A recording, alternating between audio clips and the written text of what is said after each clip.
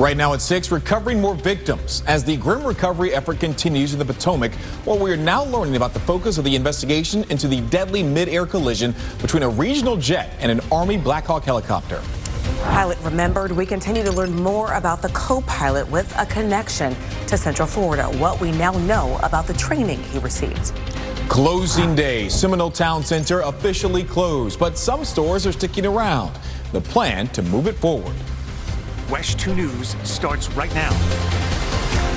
And right now you are looking live at our nation's capital, where recovery efforts continue after that deadly mid-air collision near Reagan National Airport Wednesday. Thank you for joining us at 6. I'm Summer Knowles. And I'm Stuart Moore. We just heard from the National Transportation Safety Board just moments ago. WESH News' Jesse Pagan joins us live in studio with late-breaking developments on this investigation. Jesse. Yeah, Stu, Summer, we just listened to those NTSB officials. One of the main points of today is that they have recovered that black box from the helicopter as well as the 2 from the plane. Today, they should be able to get some recovered data from that and really start to paint the picture of what exactly happened here at this crash. Meanwhile, divers back in the Potomac River today battling rainy and frigid conditions, searching for clues into the cause and the victims. Police guarding temporary morgues set up by the medical examiner as well.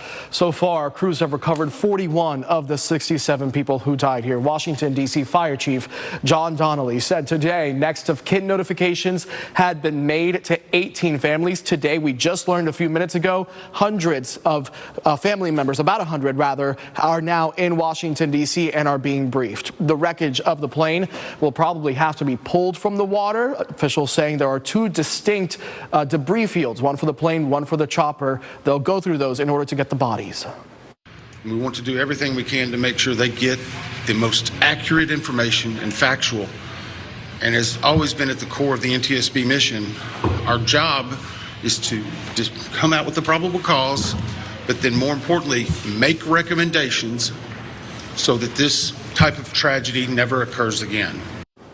And that official there saying they've made 100,000 investigations or so and sent tens of thousands of recommendations from those, and that will happen here. Investigators have recovered the cockpit voice recorder and flight data recorder of the American Airlines plane. And again, we just learned crews have recovered the helicopter's black box recorder. NTSB officials hope to finish a preliminary report within the next 30 days. Summer?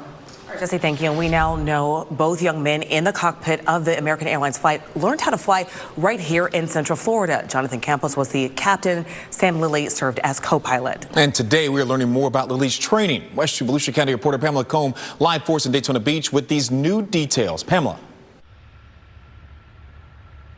Well, Lilly went to school right here in Volusia County. He joined ATP Flight School in Daytona Beach in 2019. Today, I spoke with his dad on the phone. He says he was following in his footsteps as he was also a pilot. A lot of the family is now in D.C. waiting for more answers. And we also spoke with Lily's mom on the phone. She also went to D.C. along with some other family members as these recovery efforts continue. Covering Volusia County live in Daytona Beach, Pamela Combe, WESH 2 News. Pamela, thank you. And of course, while no cause has been determined in Wednesday's crash, aviation safety experts have repeatedly raised concerns about air traffic controller shortages. But Michael McCormick, retired vice president of the FAA and now an associate professor at Embry-Riddle, does not believe staffing had anything to do with Wednesday's crash. However, his goal at Embry-Riddle is to help get open positions filled. And a new partnership between the FAA and Embry-Riddle aims to do just that by setting up students with everything they need before graduation. They're able to take care of the testing for aptitude, their medical screening, their psychological screening, and a security clearance.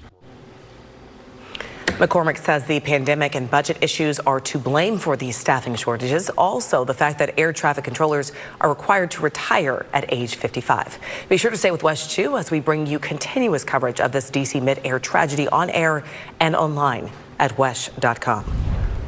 All right, time now to talk about the weather and take a look at those warm temperatures across Central Florida right now. And we also have some showers that could be impacting us soon. First Warning Chief Meteorologist Tony Manolfi joins us now. Tony, looks like a front is heading our way. Yeah, it's in a weakening mode, though, Stu. We may get a couple light showers out the door tomorrow morning. It's not going to last very long, but it will be a little bit cooler. Then as we head towards the back end of the weekend on Sunday into next week, we are going to warm right back up into the 80s. So not a whole lot of rain, unfortunately. Take you live outside now over towards Rusty's by by the grill today in Port Canaveral. You can see just a beautiful day.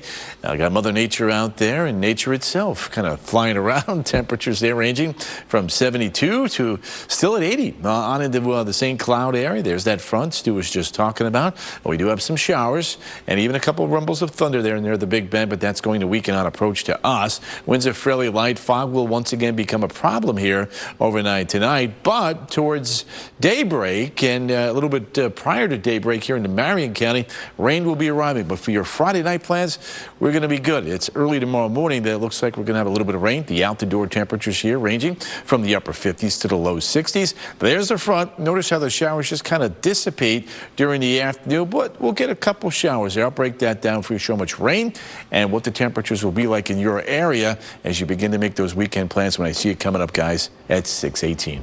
All right, Tony, thank you. A new push for higher pay for first responders in Brevard County. Firefighters tell WESH 2 News they cannot stay fully staffed because pay is just too low, and they are losing people to better paying jobs. Now, their starting pay is $15 an hour, $2 above minimum wage. Compare that to Orlando, where a firefighter can make between $20 and $30 an hour. The president of Brevard County Firefighters, Local 2969, says many of the local firefighters are getting by forcing overtime. We tell you, hey, you can't go home today. You have to stay for another 24 hours and you have to work to provide services. The union and the county have reached impasse, which means both parties are unable to reach an agreement in the negotiation process, so they are at a standstill. A public meeting to discuss the funding was canceled this week. As a result, the fire union is holding a rally next Thursday.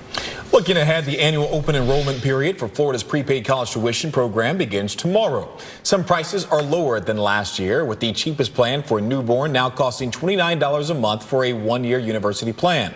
A full four-year university tuition plan for a newborn starts at $120 per month. Overall, prices are fairly steady as tuition for state universities has not gone up in over a decade. Florida prepaid spokesperson Shannon Smith says paying for college in advance allows kids to start adulthood without debt.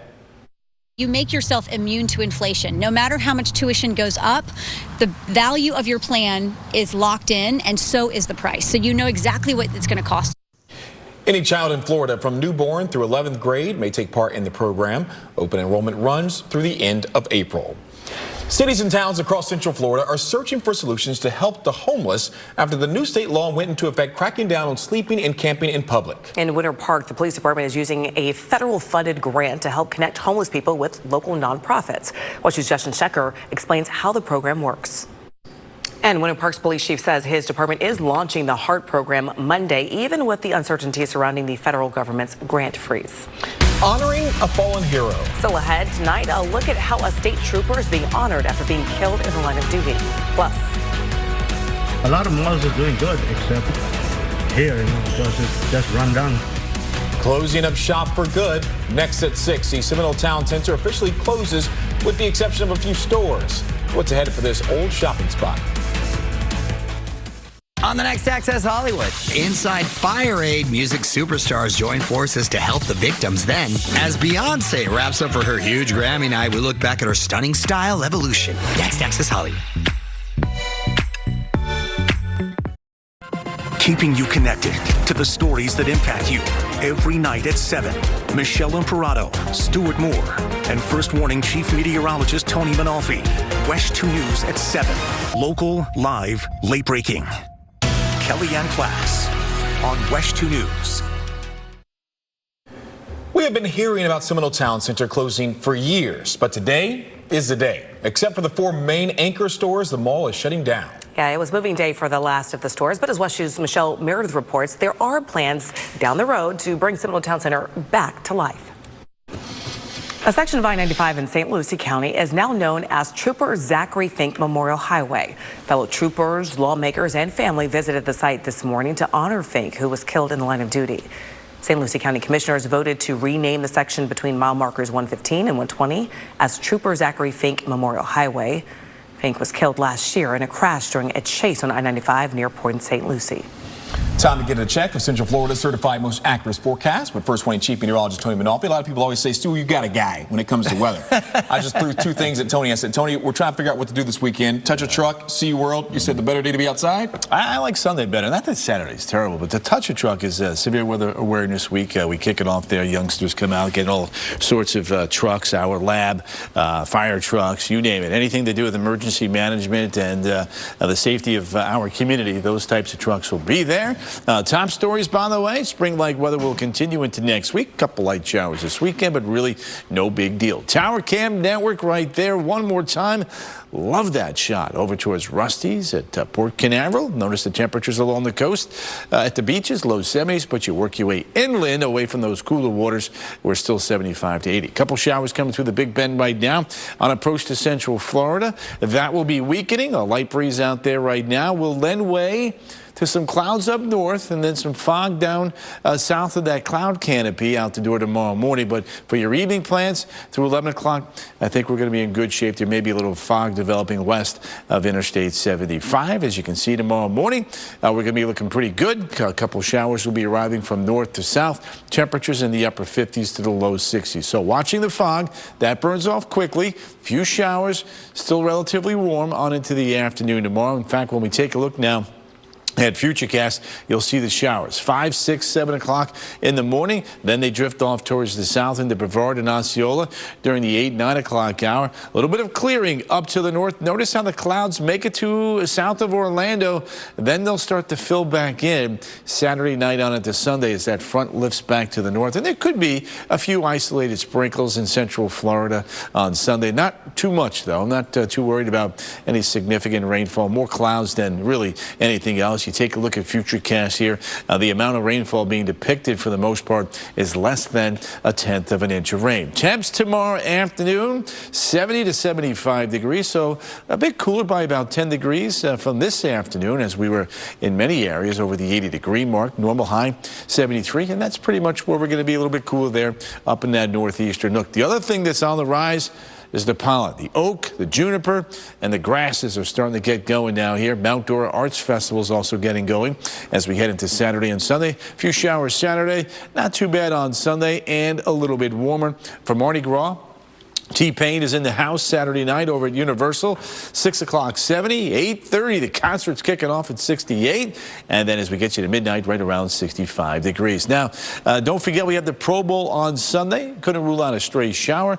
Otherwise, we're not looking too bad. Now, the long-range pattern has this big ridge of high pressure nearby as that disturbance lifts on out. And then as we head into late next weekend, there may be a front trying to move in, and then that could potentially bring us some cooler air either late next weekend or into the middle of the following week. A long-range forecast through the 7th, though, does indeed look to be quite warm. Now, we take a look at the updated 7-day forecast here. Saturday, a 20% chance for a shower. Sunday, just a 10% chance now for an isolated shower. Morning low temperatures will be running in the lower 60s. When we take a look now at Monday, Tuesday, Wednesday, Thursday, and Friday, if you like spring-like weather, you are going to absolutely love that 5-day stretch with overnight lows here running 60 to 65 degrees. Not bad, not bad, not bad.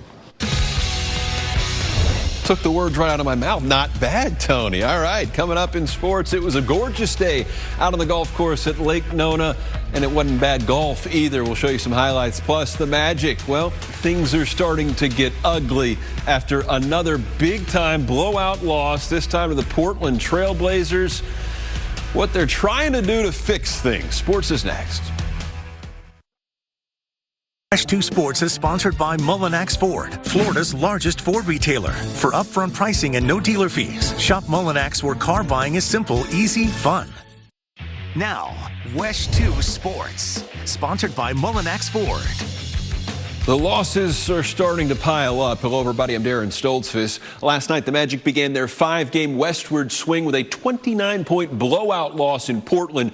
Their second loss to the Blazers in a week. And if you're wondering, the Blazers not great. They're 10 games below 500. Watch out for Nelly Corda. She's in third. All right, WESH 2 was in East Orlando last night as the Pro Bowl games began on the campus of UCF. The NFC dominating the skills competition in games like dodgeball, because why not? They'll take a 14-7 lead into Sunday's finale at Camping World Stadium. We'll hear from some of the stars tomorrow before practice.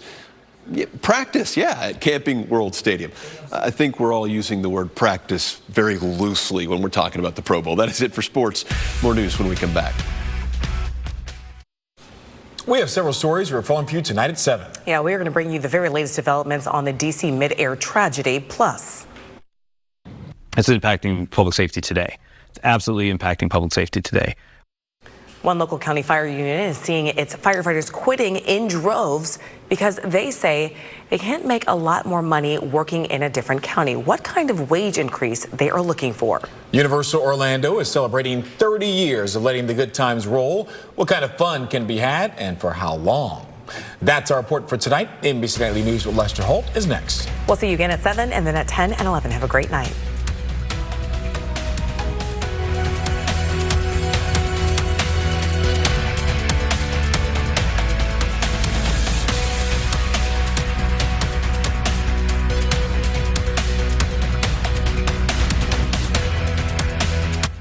Thank you for watching WESH 2 News and trusting First Warning Weather. Certified Central Florida's most accurate forecast 17 years straight.